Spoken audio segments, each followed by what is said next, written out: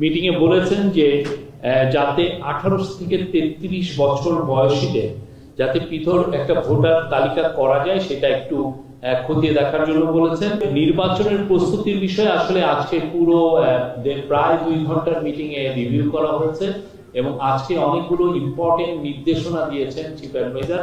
প্রথম নির্দেশনা ছিল যে আইন শৃঙ্খলা বিষয়ক যত প্রস্তুতি নির্বাচনকে ঘিরে সব প্রস্তুতি উনি নিতে বলেছেন বাই ডিসেম্বর।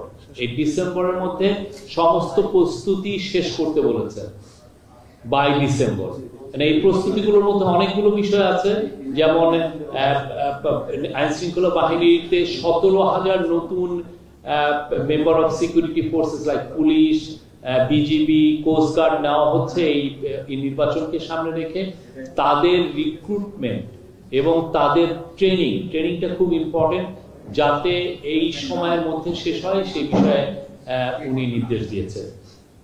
নির্বাচনকে সামনে রেখে আপনি জানেন অনেক পায়তারা হয় যে এটাকে আইন শৃঙ্খলা পরিস্থিতি যাতে ডিটোরিয়েট করে সেই বিষয়ে অনেক পায়তারা থাকে।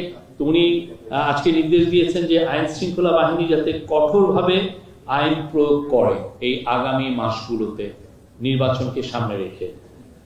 আর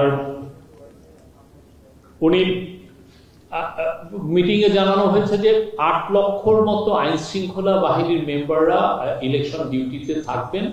উনি নির্দেশ দিয়েছেন যে এই পুরো 8 লক্ষই যাতে এই ইলেকশনটা কিভাবে হবে আর শান্তিপূর্ণভাবে ইলেকশনটা যাতে হয় সেটার প্রশিক্ষণ তাদেরকে ইনশিওর করার কথা বলেছেন, যে তাদেরকে প্রশিক্ষণ করতে হবে এবং এই কাজটা করতে হবে ডিসেম্বরের মধ্যে।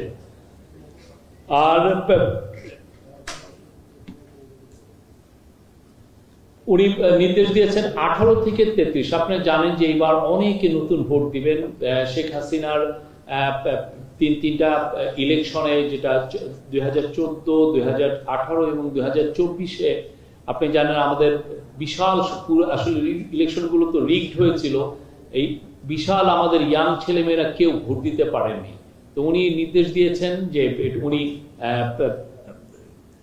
মিটিংয়ে বলেছেন যে যাতে 18 থেকে 33 বছর বয়সীদের যাতে পৃথক একটা ভোটার তালিকা করা যায় সেটা একটু খতিয়ে দেখার জন্য বলেছেন এবং তাদের জন্য যাতে আলাদা ভোটিং বুথ রাখা হয় নির্বাচনী কেন্দ্রগুলোকে, সেটার জন্য উনি দেখেছেন। এটা অবশ্যই লজিস্টিক্যাল একটা বিষয়, সেটা যাতে তারা খতিয়ে দেখেন এটা কিভাবে ইনশিওর করা যায়।